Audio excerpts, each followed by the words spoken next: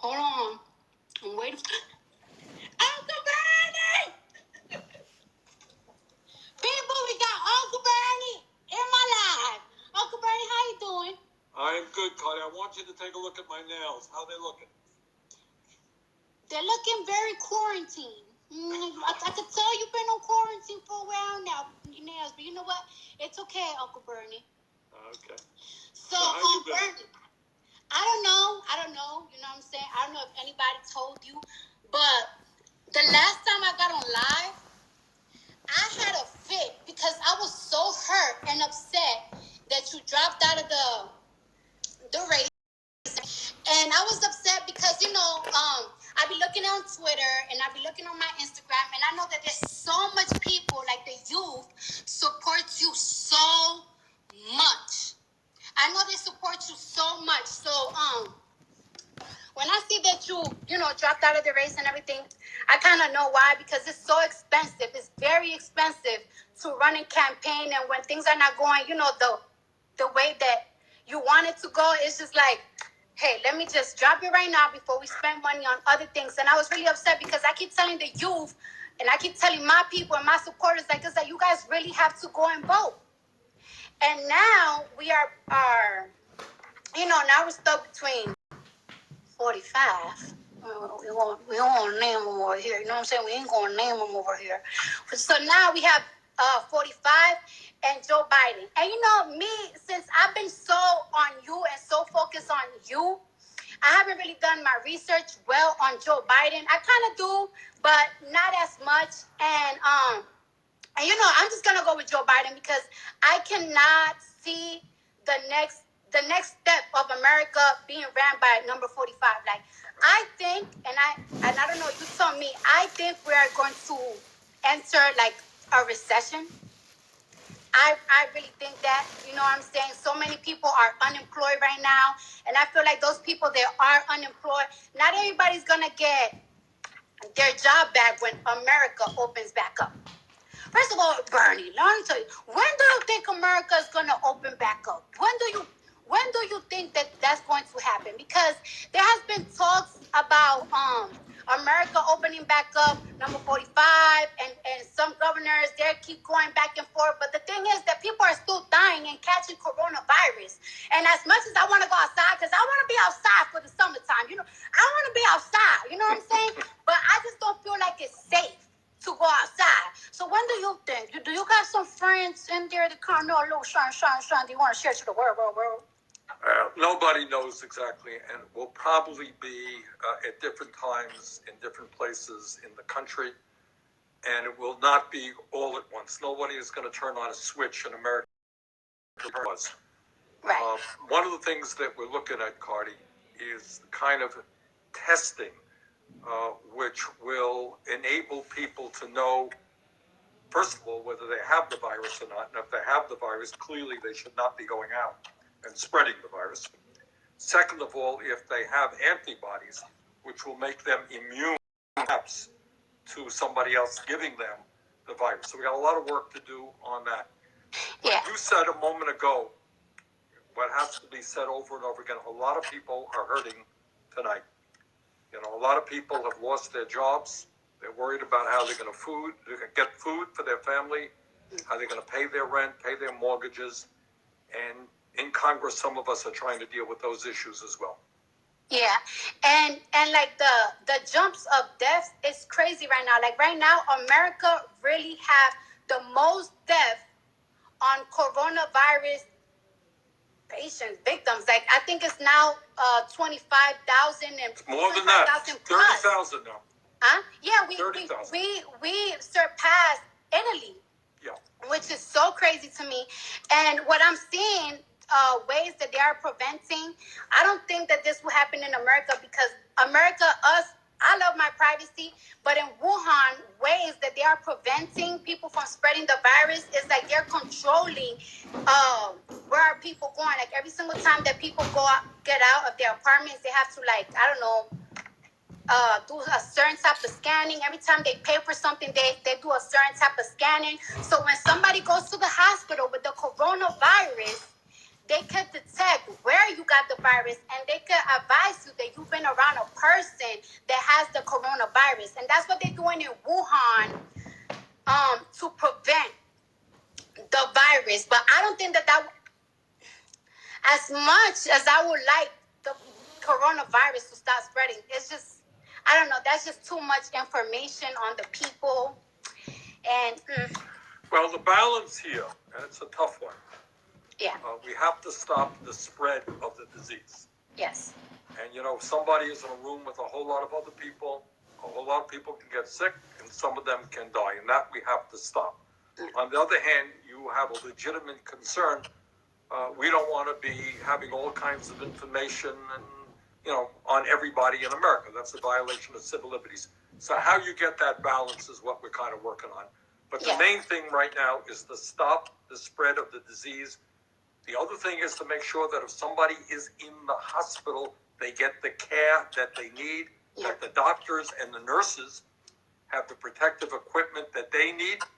You know, we're losing doctors and nurses who are becoming sick, sometimes dying because they don't have the kind of masks and other equipment they need to protect themselves. right. And you know, and it really makes me sad, because there are like some patients, like I know somebody that have somebody in the hospital right now with coronavirus, and it's like they're in a very bad state, and it makes me sad that they cannot have their family around them to nurture them, to hold their hands and say like everything is going to be all right. Like, not everybody trusts doctors, not everybody trusts hospitals. You have somebody looking over, and it's really sad that some people, like their last moments, they cannot even spend it with their families, which is something that is really sad. It's really heartbreaking. Hi, husband. Oh, that's my husband. He's so burning, my husband. Sorry. And that's the type of things that, you know, it makes me sad. But right now, even though we are going through this coronavirus crisis, you know, people are still running. And I heard that you are endorsing now Joe Biden. And, you know, we're really now in the matrix. It's either Joe Biden or Trump. And one thing is, you know, a lot of people like the youth, they don't really rock with Joe Biden because he's conservative. But the thing is that, like, you know, I think Obama, right? I think Obama did like a smart move where he picked Joe Biden as his vice president, because that's how he got the conservative vote. And just because there's so many people that are liberal like me and are a little bit more open with things, a lot of these states are not. So I think that that's why, you know, Obama had Biden as vice president. Now he's endorsing him, and we're very excited to see that. I'm very excited, and I'm excited too that you are endorsing Joe Biden. And I will want you to tell my platform, why are you endorsing him? Like, why should we vote for him? Well, and how can we spread for us to vote for Joe Biden? Okay. First point is that when I announced that I was running for president, and there were like 18 people running, you know, what I said is, if I don't win, and I tried hard to win, I will endorse the Democrat who wins, because Donald Trump is, to my mind, the most dangerous president in the modern history of America. This is a guy who lies all the time. He doesn't believe in science. He downplayed this whole coronavirus, which has led to the deaths of many thousands of people. He doesn't believe in the Constitution. He thinks he's above the law. So this is a bad news guy that has got to be defeated. And I will do everything that I can. What I am also trying to do right now, Cardi, is to work with Joe to see that he becomes a more progressive candidate. Right? In other words, what I want to see him stand for, which he will, is to raise the minimum wage to at least $15 an hour, to make sure that all of our young people have the opportunity to go to college regardless of their income. All right? To cancel student debt for a lot of people. I would go further in all of these areas than he goes, but he is moving in the right direction. He's moving in the right direction on immigration reform. I think you will be pleased to hear what he has to say. I know the criminal justice and the number of people who jail today, often African American or Latino, disproportionately, is an issue of concern to you. I think you'll be hearing him making some pretty strong statements about the need for criminal justice reform to make sure that we're not throwing young people into jail, but getting them the education and the job that they need. Yeah. And even like right now, people that are in jail, they are not being protected as good as they should with this coronavirus. And one thing that baffles my mental, right, about number 45 is that, when this coronavirus news was hitting and everything, he just kept blaming that this was a move of the Democrats to make him look bad. That everything that the Democrats do is bad propaganda to make him look bad. But the thing is that, honey, you don't need the Democrats to make you look bad. You make your own self look bad. There were so many chances that he had when interviewers asked him questions that he could have answered with the right answer that would make people be like, okay, he actually cares. And instead of him giving a right answer, he just shuts them off or just degrades them. And it's like, you don't need no Democrats to make you look bad. Sir, you make your own self look bad. You Well, Cardi, he's doing that. Views on Twitter when he's doing that right now. Responsibility. We are in this point because of him. He could have been avoided this in January. A lot of people, I have a lot of love for the Chinese people, but a lot of people, when coronavirus was becoming trendy in America, it was like around early January, and a lot of people felt like it would have been racist or prejudice to close the borders from China to America. And I just feel like, how come it wasn't prejudice when America closed the borders in West Africa when the Ebola virus was around, and the Ebola virus never even got here? So that's my thing. I feel like they put capitalism, money, trading goods before our health, and that's my problem. That's my issue. And instead of apologizing and giving us better things than a $1,600 stimulus check at one time, I feel like we deserve better because they messed up. Apologize for messing up and do better for us, for the people. Well, that's one of the things about this guy is he doesn't apologize and he lies all of the time and he blames people. Yes. So right now, because he downplayed the disease, he did not listen to the scientists. He did not use the Defense Production Act to tell private companies that instead of producing underwear right now or socks, they got to produce masks and we got to start producing ventilators and all that stuff. He didn't do any of that. So he blames other people. Right now, he's blaming the World Health Organization, which is an enormously important international organization that is trying to bring scientists and doctors together to work on a vaccine, to figure out the best way forward to treat this disease. He's now threatening to cut funding for them. Just the other day, you may have read that he threatened Dr. Fauci, who has been telling the American people the truth. So he wants to fire this guy as well. So, what we're trying to do now in Congress is go around Trump, make sure that our doctors and nurses have the equipment that they need, that we produce the kind of testing kits that we need so anybody in America can get the kind of tests they need when they need it. We're trying to make sure that every hospital in America has the ventilators and the other equipment that they need. And we have to move very aggressively in all of those areas. Right. Woo! I'm so excited. I'm excited and I'm nervous and I don't know, I'm so emotional because this makes me really excited and I hope that all the viewers have a better understanding of what's going on. And I just really want to let my viewers know that it's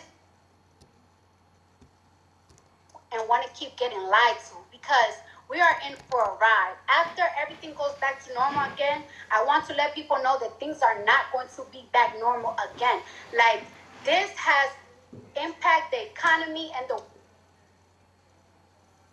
back to normal again. There's countries that are affected by the coronavirus that are not, as wealthy as the country. Like the Dominican Republic, where my father's from, we got family members all constantly calling It's terrible. All right, Cardi, let me just tell you one of the things that we're trying to do. Hey, I'm sorry, that's my mama calling. Trying to make sure. That's my mom calling. Okay. All right. We are trying to make sure that everybody has all of the health care that they need right now. All right. So people are ending up in the hospital. They can't even afford the treatment they're getting. If their families get, they don't have any money. We're trying to make sure that everybody has health care by expanding, having care cover all health care bills. Second thing, very important. Other countries around the world have done it. We want to make sure that people continue to receive their paycheck. In other words, right. You get laid off from your job. We want to make sure you continue to get your paycheck. In the airlines industry, we managed to protect 2 million workers, flight attendants, pilots, people in the airline industry. They will, for the next 6 months, whether they're working or not, continue to get their paychecks. We want to do that for every worker in America. That makes sense to you? Yes. That makes sense, but we just got to see if number 45 is willing to do that.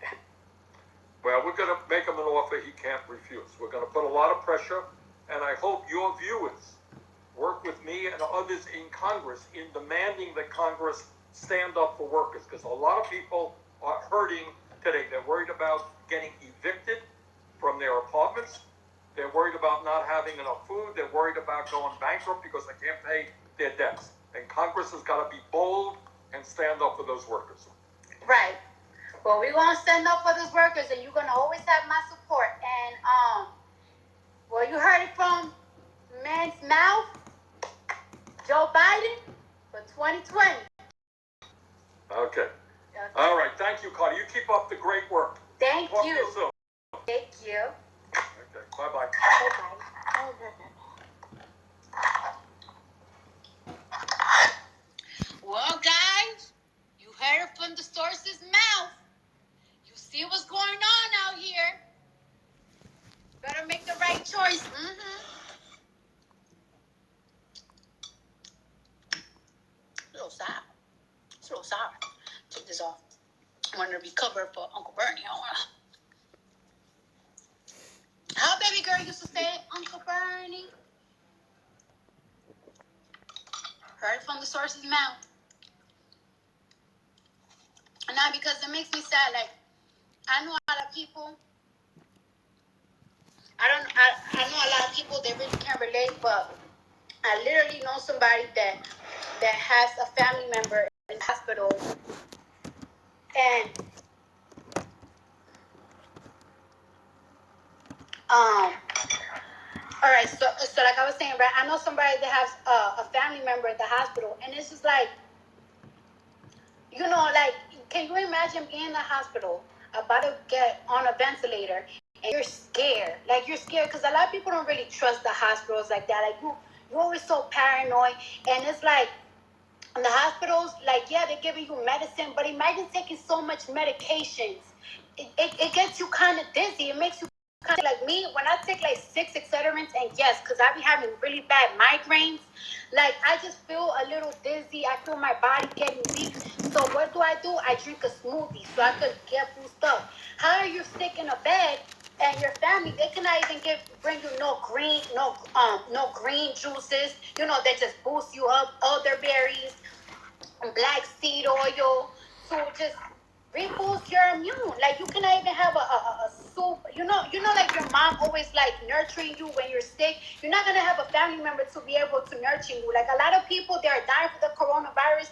They're dying, and they cannot even see their family members. Like, imagine you having to see a parent or aunt or uncle or brother or husband or wife, and you cannot see their last time leaving, being on earth. Shit is fucked up. A lot of women, they are pregnant. They're not even able to see. They're not even able to experience giving birth with their husbands or their parents or their friends or their close ones. They gotta give birth by themselves. Like, giving birth, I needed a team. Let me tell you who was there when I was giving birth. My husband, my mama, my daddy, but he stepped out the room. He was like, I ain't trying to. I ain't trying to see this shit. Tell me when she out. My sister, Patience, my mother-in-law, my father-in-law, he in the room too. He was like, I ain't trying to see this shit. Let me know when she out. You know what I'm saying? It's sad. And you know, a lot of people, you know, a lot of young people like, oh, Cardi, how can you relate? You're a celebrity. You got this money. You got this, and that. That's okay. I don't have a lot of celebrity friends. All my friends are regular people with regular jobs. You know, I'm not gonna say which family member, but I have. Y'all remember when I said I have so many friends that and family members that are having babies? A lot of my family members, so many things that they saved up for, they work hard for, and now it's like, damn, they gotta fucking spend that money to survive. They don't know how they're gonna pay their rent next. All these savings is now for survival. Shit is hard, and I can understand that because it's. Like when I want to call my friends, how can I call my friends with some problems of how I'm feeling when they're going through some fuck shit right now?